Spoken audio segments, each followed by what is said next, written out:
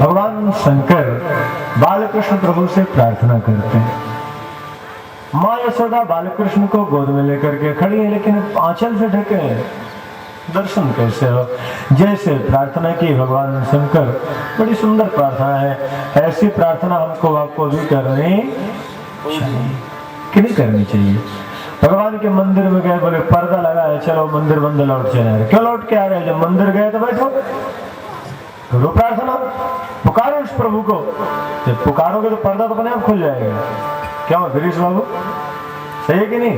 बोले मंदिर बंद है, चलो दूसरा काम कर लेते हैं। इसका मतलब कि भगवान का दर्शन करने आए ही नहीं, तो इसलिए दूसरे काम में जा रहे हो।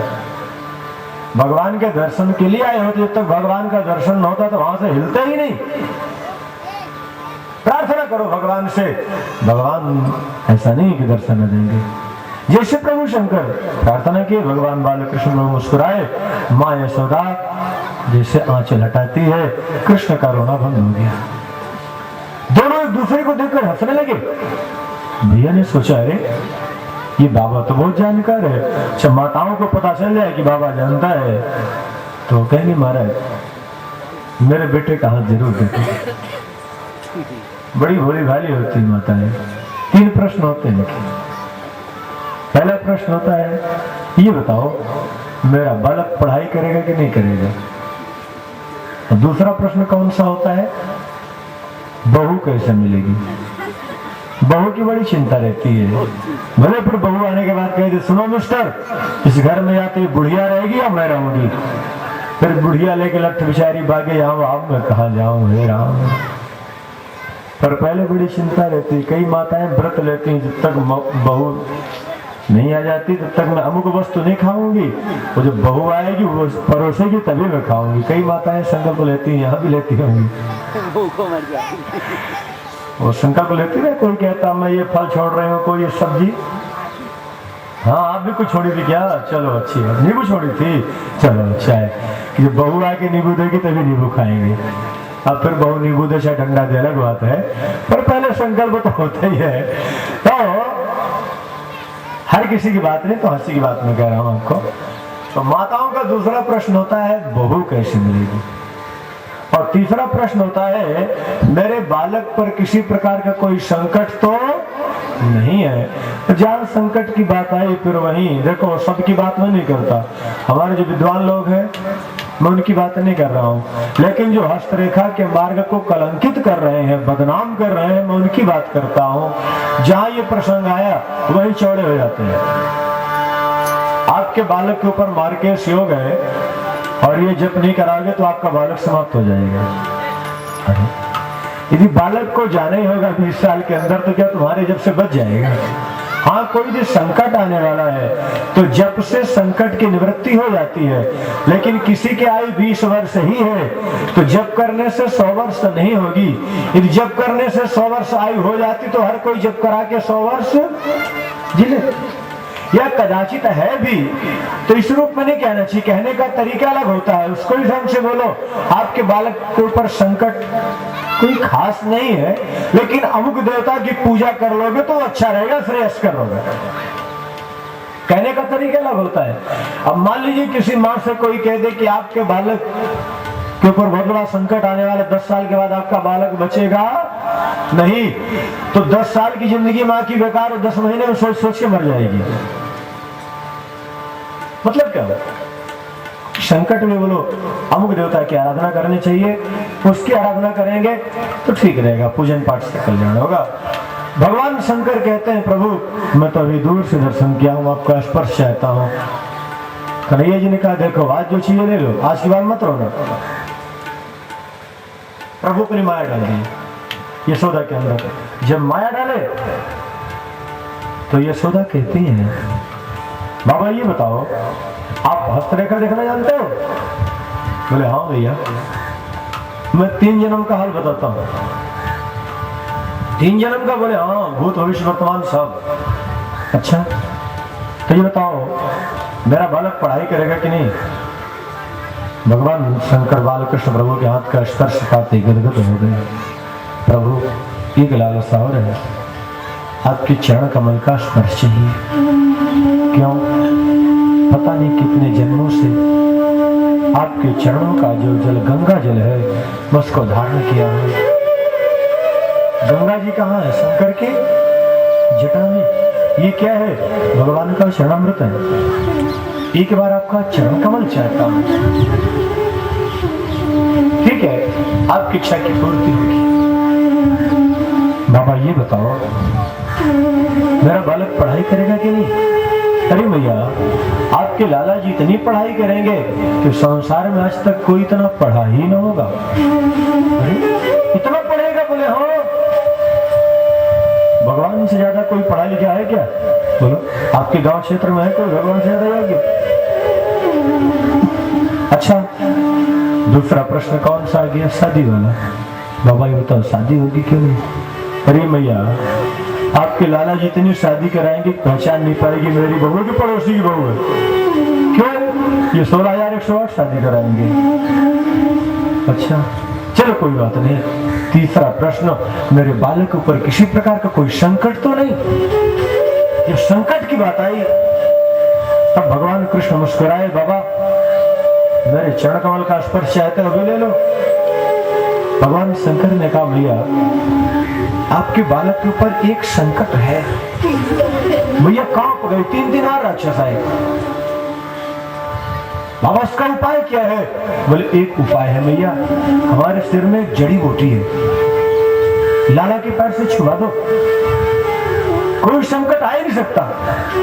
तो बाबा जड़ी बूटी निकाल, मेरे लाला के पैर से छुआ दे। अरे भैया तू बड़ी बाबरी है, बड़ी भूल है। देख धर्मती में कोई राक्षस नहीं हो, तेरे लाला को लेकर के मैं नहीं जाऊंगा।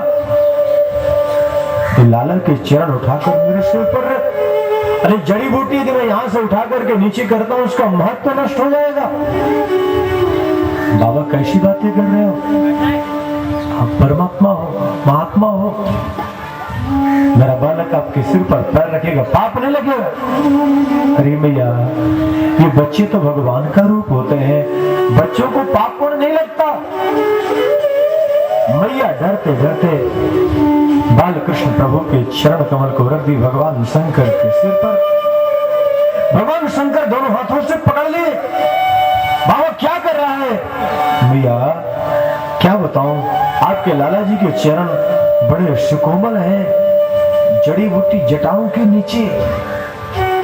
ये जटाएं बड़ी बेकार है भैया, उनसे लाला के चरण कमल का स्पर्श नहीं हो पाएगा। मैया डर रही है, देवता पुष्प वर्षा कर जय जयकार कर रहे। भगवान शंकर भावुक हो गए, नेत्र सजल। हे केशव, इसी दर्शन की लालसा से तुम्हें आया था यहाँ। एक इच्छा थी आपके चरण कमल का स्पर्श मिल जाए, आज मुझे वो मिल गया। बार बार भगवान के चरण कमल को भगवान शंकर अपने सिर पर मलते हैं। देवता पुष्प वर्षा कर उनके भाग्य की सराहना करते हैं। भगवान शंकर के शरीर में रोमांच हो गया। मैया जैसे बालकृष्ण को पकड़ करके खींची, भगवान शंकर न चाहते हुए हठात छोड़ दी। प्रभु रो पड़े, बस केशव आज मेरी इच्छा पूर्ण हो गई। मुझे पता है आपके ऊपर कोई संकट नहीं आएगा। जो आपका स्मरण कर ले उसके सारे संकट दूर हो जाते हैं। उसके ऊपर संकट कैसे हो सकता है? लेकिन यदि ये न करता तो आपकी चरण कमल का स्पर्श न मिलता। भगवान ने कहा, बाबा मैं पहले का जो चाहिए ले लो। आज कृष्ण अवतार तो मुक्ति का खुला हुआ द्वार है। मैया कहती, बाबा ये बताओ, मेरे बालक के ऊपर किसी प्रकार कोई संकट आएगा तो मैं कहां जाऊंगा ढूंढने? मैया आपके लाला जी के ऊपर किसी प्रकार कोई संकट आएगा ही नहीं। और कदाचित आपको ऐसा लगे तो आपको ढूंढने की आवश्यकता नहीं है। आप जहां लाला जी को स्नान कराओगे मैं वहीं पर पिंडी के रूप में बैठा रहूंगा। मैया सोचती, अरे पिंडी के रूप में तो शंकर है क्या? जैसे ये भाव आया शंकर का, भगवान शंकर अदृश्य हो गए। एक बात ध्यान रखना ब्रज की यात्रा करने वालों, जब कभी ब्रज जाना वहां भगवान शंकर आज भी 4 रूप में बैठे हुए हैं।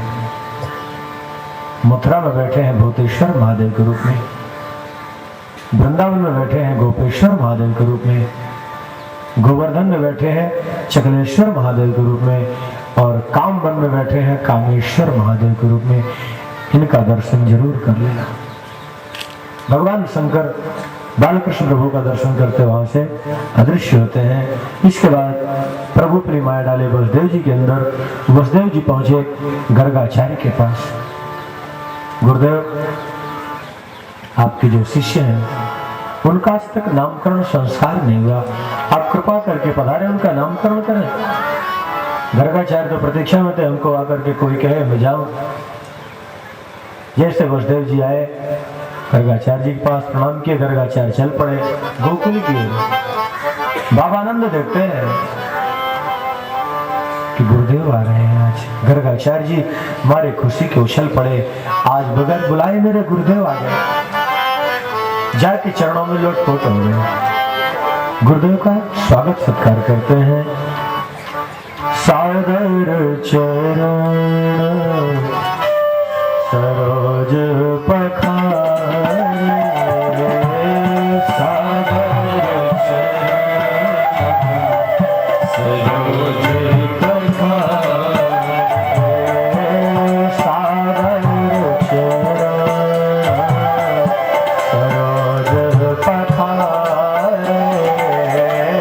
सागर चरण सरोज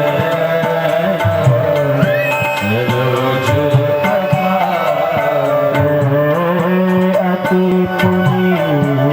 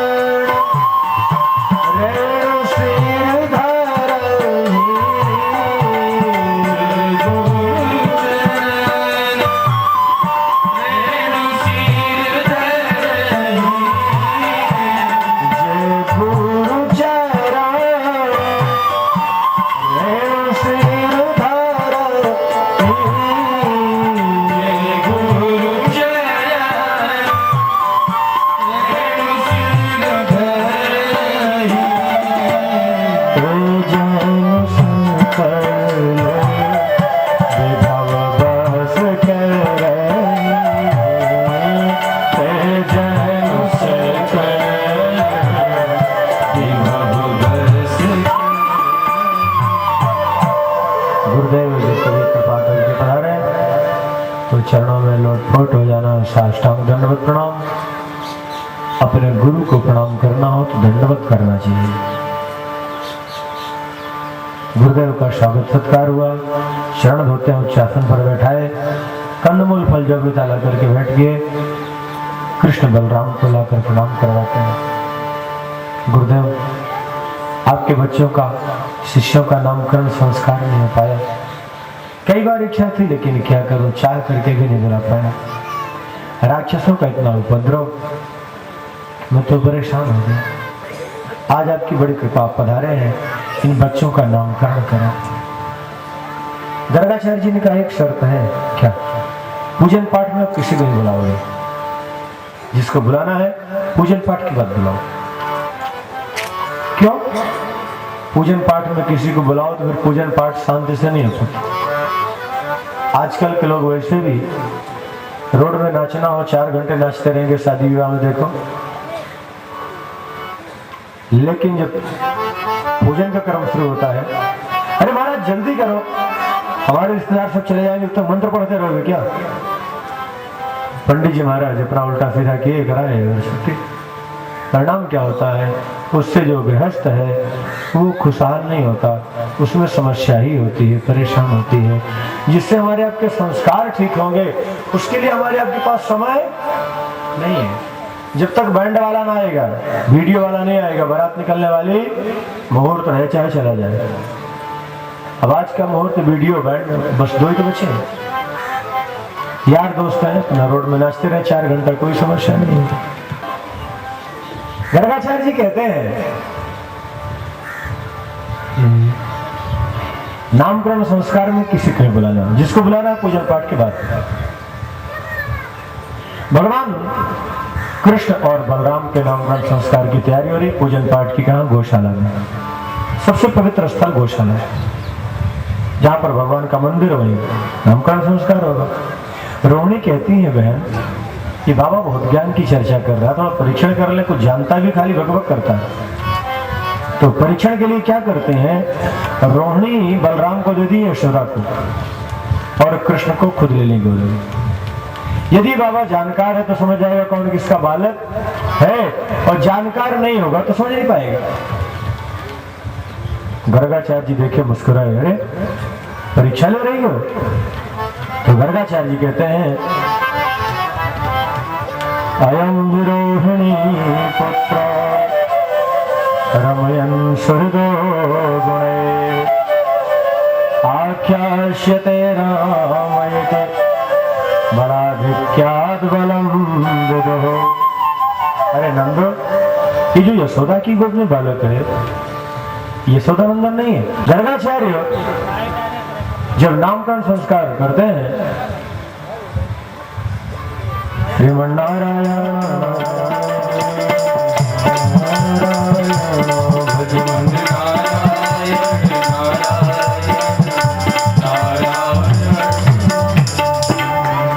गर्गाचार्य जी नामकरण संस्कार प्रारंभ किए।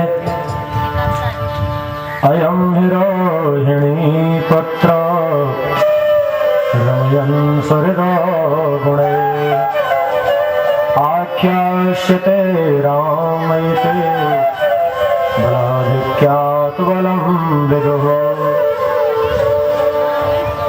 अरे बाबा नंदो, ये जो यशोदा की गोद में है, यशोदा नंदन नहीं है, रोहिणी नंदन है। तब यशोदा रोहिणी दोनों एक दूसरे को देखती है, रे ये बाबा तो वास्तव में सब कुछ जानता है, जान गया। ये कौन है? बोले रोहिणी नंदन। आयम रोहिणी पुत्रो, बाबा इसका नाम होगा एक राम। क्यों? जो समस्त भक्तों के हृदय में रमण करे वो राम, लेकिन सामान्य राम नहीं, बलाधिक्यात् बलं विदुः। इसके अंदर अपूर्व बल होगा, विलक्षण बल होगा, इसलिए इसको लोग बलराम कहेंगे। और एक नाम इस बालक का होगा संकर्षण। मतलब क्या है? बोले जिस बालक का माया के द्वारा सम्यक प्रकार से कर्षण किया गया हो, ऐसे बालक का नाम रखा जाएगा संकर्षण। और दूसरा जो बालक है, आसन वर्णास्त्रयो यस्य ग्रहणतोनुयुगं तनो शुक्लो रक्तस्तथा पीतो इदानीं कृष्णतांगतः। ये जो रोहिणी की गोद में है, ये इसके पहले भी कई बार आ चुका है, अनेक वर्ण में आया है, अनेक रूप में आया है। इस बार कृष्ण वर्ण में आया है, इसलिए इसका एक नाम होगा कृष्ण और एक नाम इसका होगा वासुदेव। क्यों? वसुदेवस्य प्रत्यंपमान वासुदेवा। क्या करें आप? लाला मेरा और कहते हैं वसुदेव का है। भगवान कृष्ण आंख काढ़े रहे, नामकरण करने के भेद खोलने आए हो। गर्गाचार्य जी कांप गए, मुझसे तो भूल हो गई। बोले बाबा लाला तो आपका ही है, फिर भी इसका नाम वासुदेव होगा, क्यों नाम पड़ेगा? बोले जो समस्त भक्तों के हृदय में वास करे ऐसा वासुदेव कृष्ण। बोले हाँ मैं ये मान सकता हूं, जो समस्त भक्तों के हृदय में वास करे ऐसा वासुदेव कृष्ण। लेकिन बाबा आपके लाला जी की कोई एक दो नाम नहीं होंगे, अनेक नाम होंगे। बहूनि सन्ति नामानि रूपाणि च सुतश्यते गुणकर्मानुरूपाणि तान्यहं वेद न जनो। आपके जो लाला जी हैं इनके अनेक नाम और अनेक रूप होंगे। गर्गाचार्य नामकरण संस्कार करते हैं, इसके बाद नंद प्रार्थना करते हैं, गर्गाचार्य जी प्रसाद पाए, प्रभु उनको दक्षिणा देते हैं, वहां से विदा करते हैं। भगवान जब थोड़े से बड़े हुए घुटनों के बल चलते हैं, बड़ी विलक्षण लीला करते हैं। कालेन व्रजताल्पेन गोकुले राम केशव जानुभ्याम सहपाणि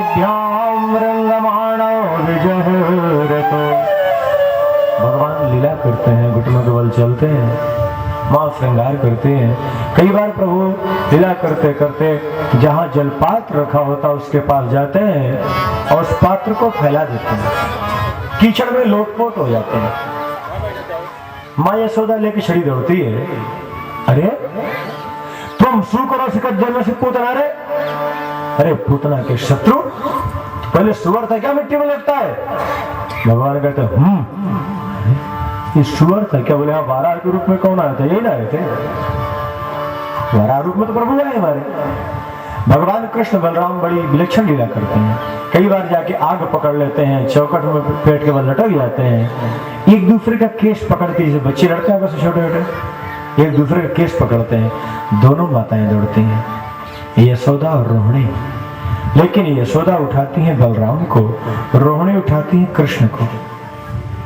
आपस में भाई भाई मिल के रहना है, प्यार से रहना है, तो बड़ा भाई छोटे भाई के बच्चे का ध्यान रखे और छोटा भाई बड़े भाई के बच्चे का ध्यान रखे। उस घर में कभी समस्या नहीं हो सकती।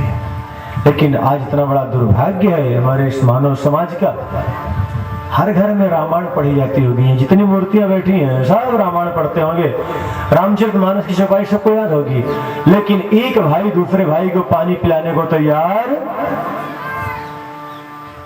कहीं सा बट गया होगा भाई भाई में।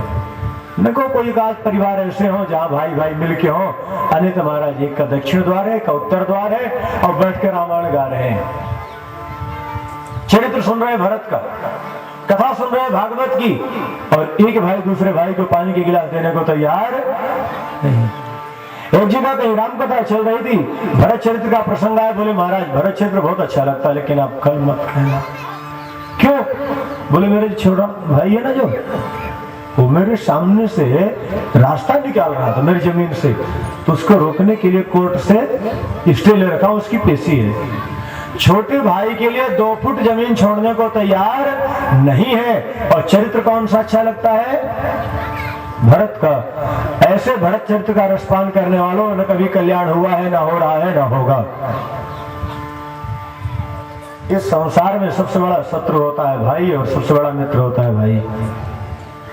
भगवान राम तो यहां तक कहते हैं, जिसमें लक्ष्मण को शक्ति लगी, अस विचार जाग होता मिलय जगत सहोदर भ्राता, जो जन त्यां बन बंधु बिछोहु, पिता बचन मन त्यां नहीं कहु। एक बात ध्यान रखना, एक बार यदि अपना सगा भाई संसार सागर से चला गया तो दोबारा मिलने वाला नहीं है। एक माँ की कोख से आने वालों, एक पात्र में भोजन करने वालों, किस चक्कर में पड़कर एक दूसरे के खून के प्यासे हो गए। बोले महाराज हमारा भाई लायक नहीं इसलिए उसको निकाल दिए। अरे लायक को दुनिया अपनाती है, जो नालायक को अपना कर लायक बना दे, सच्चा भाई तो वो कहलाता है।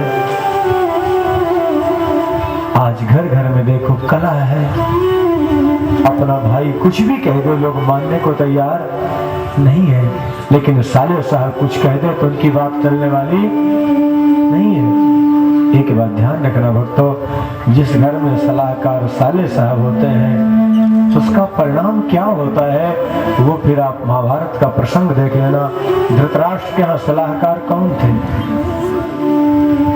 आप उनका अपमान मत करो, साले का भी अपमान मत करो, साले साहब का सम्मान करो, उनका अपना एक अलग महत्व है, अलग स्थान है। लेकिन जिसका जो स्थान है, जिसकी जहां पर शोभा है उसको वहीं पर रखो। हाथ अपने जगह पर ही अच्छा लगता है और मुख अपनी जगह अच्छा लगता है। अब हाथ को लगा दो मुख के पास और मुख को लगा दो हाथ के पास तो क्या होगा? सारी व्यवस्था चौपट हो जाएगी। इसीलिए आपस में भाई भाई में प्रेम भाव से रहना सीखो। संस्कृत में भाई को भुजा कहा है। कोई सिर पर प्रहार करेगा तो सबसे पहले भुजा आती है रक्षा करने, और जब भुजा ही काट के फेंक दोगे तो ये बताओ आपकी रक्षा कौन करेगा? आप 5 भाई हो, पांचों अलग अलग हो जाओ, कुछ नहीं कर पाओगे, लेकिन एक साथ हो तो जो चाहो सो कर सकते हो। जैसे ये 5 अंगुलियां हैं, इनको अलग अलग करके किसी को प्रहार भी करना हो, किसी को मारना भी है, तो घायल कर पाओगे क्या? बोलो। लेकिन पांचों को इकट्ठा करके मुष्टिक का प्रहार करो, मूर्छित हो जाएगा। किसी को पकड़ना चाहते हो, एक एक अंगुली अलग करके पकड़ने का प्रयास करो, कोई पकड़ में नहीं आएगा, लेकिन पांचों की इकट्ठा करके पकड़ लो, छूटेगा वो नहीं। इसलिए हो सके एक दूसरे के खून के प्यासे मत बनो। आज कहते हैं दूसरे का पैर छू सकते हैं, लेकिन अपने भाई का पैर, कार्यक्रम होगा, बेटे की शादी है, पड़ोसी को बुला लेंगे लेकिन भाई को नहीं बुलाएंगे, बड़ा शत्रु है, बड़ा हत्यारा है। अरे वो भाई हत्यारा नहीं, हत्यारे आप हो। यदि आपके अंदर कोई कालुष्य आ गया है, कटुता आ गई है, उसको बैठ करके दूर करो। आपस में प्रेम भाव क्या है उसको समझो। यहाँ कितनी सुंदर लीला भगवान की हो रही है।